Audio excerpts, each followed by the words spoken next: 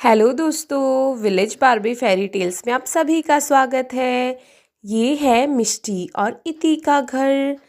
अरे, घर में तो कोई भी नहीं है। आखिर सभी लोग कहाँ चले गए हैं? ओह, तो चंचल और माधुरी यहाँ गार्डन में बैठकर बातें कर रही हैं। चलिए देखते हैं कि आज की कहानी में क्या होता है। अरे दीदी, देखो ना, आज बच्चों को स्कूल में कितना ज़्यादा टाइम हो गया है, अभी तक नहीं आए। अरे चंचल, तुम फिक्र मत करो। मैंने इति और मिष्टी की मैम से बात कर ली थी। आज बच्चों को थोड़ा समय लग जाएगा। तुम तो जानती हो ना कि आज उनकी कल्चरल क्लास थी। अरे हाँ दीदी, मैं तो उनकी क्लास के बारे में भूल ही गई थी। वो दोनों बैठकर बातें कर ही रही होती हैं, तभी वहाँ पर मीठी भी आ जाती है।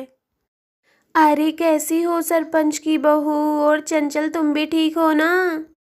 अरे हाँ मीठी भाभी, मैं तो ठीक हूँ, लेकिन आज तो आप बहुत दिनों बाद आई हैं। अरे हाँ सच में मीठी भाभी, कहाँ थी आप इतने दिनों से? तबीयत तो ठीक थी ना आपकी मीठी भाभी? मैं तो सोच ही रही थी कि इतने दिनों से मीठी भाभी नहीं आई। अरे सरपंच की बहू, मेरी तबीयत को क्या होना है? मुझे तो बस गांव की तबीयत की फिक्र लगी रहती है। अरे वो जो सुनहरी चुड़ैल वाली बात थी, वो बात तुमने सरपंच जी से कर ली क्या? अरे हाँ मीठी भाभी, मैं आपकी बात को कैसे टाल सकती थी। मैंने भैया से इस बारे में बात की थी। भैया ने कहा था कि वो इस मामले की जांच करेंगे, और देखो तब से तो कोई घटना भी सामने नहीं आई है ऐसी। अरे चंचल, क्यों नहीं? इस तरह की घटनाओं की जांच होनी ही चाहिए। इसीलिए तो मैं तुम सबको बताने आ गई थी। वैसे एक बात तो है सरपंच की बहू, तुम्हारे गार्डन में धूप बहुत अच्छी आती है। तो मीठी भाभी, आप भी आ जाया करें ना रोज धूप सेकने के लिए। अरे हाँ, तभी तो आके बैठ जाती हूँ मैं। चलो भाई, अब तो चलती हूँ, इतनी अच्छी धूप निकली हुई है। गरम कपड़े धूप में डाल देती हूँ संदूक में से निकाल के। अरे रुको ना मीठी भाभी, मैं चाय बना कर लाती हूँ। अरे नहीं चंचल, चाय फिर कभी पी लूंगी। आज तो इतने दिनों बाद इतनी अच्छी धूप निकली है। मुझे संदूक में से कपड़े निकाल कर धूप में डालना है। सर्दियों की धूप का भी क्या ही भरोसा होता है। इतना कहकर मीठी वहां से चली जाती है।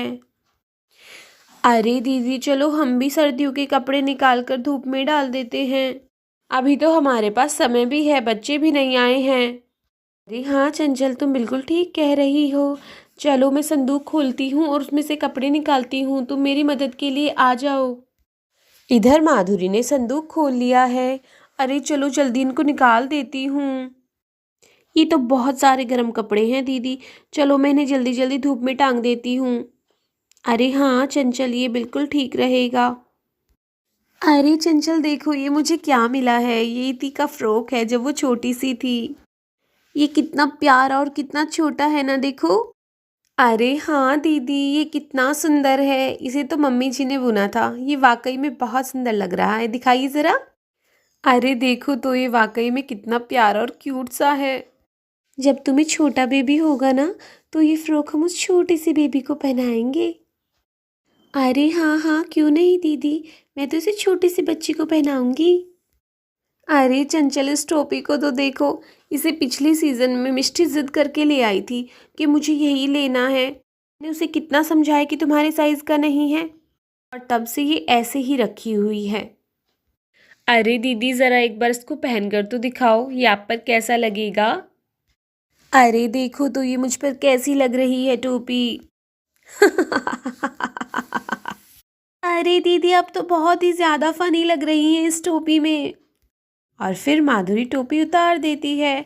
अरे हाँ सच में, ये कहाँ मेरे साइज का है।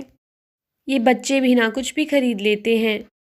अरे चंचल, ये देखो, ये मिष्टी की छोटे वाली ड्रेस, इसको भी निकाल देती हूँ। इस बार तो आ ही जाएगी, अगली बार नहीं आएगी फिर। अरे हाँ दीदी, और इसकी तो बुनाई भी मम्मी जी ने की थी। बड़ी मेहनत से बनाया था उन्होंने इसको, पर ये थोड़ी छोटी रह गई थी शुरू से ही। अरे हाँ, इस सीज़न पहना लेती हूँ, फिर तुम्हारे बच्चे के लिए रख दूंगी उठा करके इसको। देखो ना चंचल, तुम ही कौन सा बच्चों से कम हो। तुमने भी तो खरीदा था एक बार ये वाला कोट। ये कितना बड़ा है भाई, क्या देखकर खरीदा था तुमने ये आखिर? ये तो भाई बर्फबारी के हिसाब का है। अरे हाँ दीदी, यही सोचकर तो खरीदा था कि इसे पहनकर कश्मीर घूमने जाऊंगी, पर देखो ना, जा ही नहीं पाई मैं तो। और ये ऐसे ही रखा का रखा रह गया। कितने दिल से खरीदा था मैंने, एक भी बार नहीं पहन पाई मैं इसको। मन की मन में ही रह गई दीदी। अरे तो क्या हुआ चंचल, अब यहाँ पे पहन के दिखा दो भाई, यहाँ पे पहन के देख लो कैसा लगेगा ये तुम पर। अरे हाँ दीदी, लाइए, चलो एक बार पहनकर देख ही लेती हूँ। देखूँ तो ज़रा कैसा लगेगा ये मुझ पर, मैंने तो आज तक भी नहीं पहना है इसे।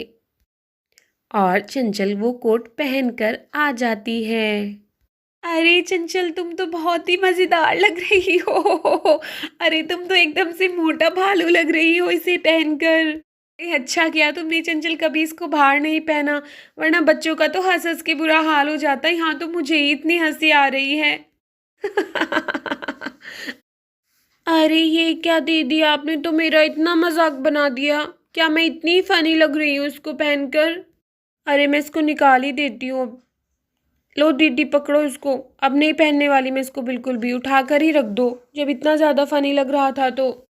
अरे चंचल, बुरा क्यों मानती हो? अब भालू लग रही थी तो लग रही थी। अरे मम्मा, कौन बन गया भालू? तभी वहां पर इति और मिष्टी भी आ जाती हैं। अरे मम्मा मम्मा, हमें नहला दो ना, देखो ना हमारे सारे कपड़ों पर और मुंह पर मिट्टी लग गई है। अरे ये क्या हाल बनाकर आई हो तुम दोनों, अपनी सारी ड्रेस सड़ा ली, और अपने चेहरे का तो देखो क्या हाल बनाया हुआ है। लगता है दीदी आज इन दोनों ने स्कूल में बहुत ही ज्यादा मस्ती की है, तभी तो पूरी ड्रेस का और कपड़ों का ये हाल किया हुआ है इन दोनों ने। ये सूझती रहती है दोनों को हमेशा। अरे मम्मा, अब क्या दांतती रहोगी, नहला भी दो ना। अरे चंचल, चलो एक काम करते हैं, मैं इन दोनों को नहला देती हूँ, तुम बाकी के कपड़े निकाल दो। अरे हाँ दीदी, मैं निकाल लूँगी कपड़े, आप इन दोनों को नहला दो। देखो ना, शाम भी होने वाली है, फिर ठंड लग जाएगी। आज की कहानी में इतना ही दोस्तों। अगर आप लोगों को हमारी कहानी पसंद आई हो तो प्लीज़ वीडियो को लाइक करें और चैनल को सब्सक्राइब करें। धन्यवाद।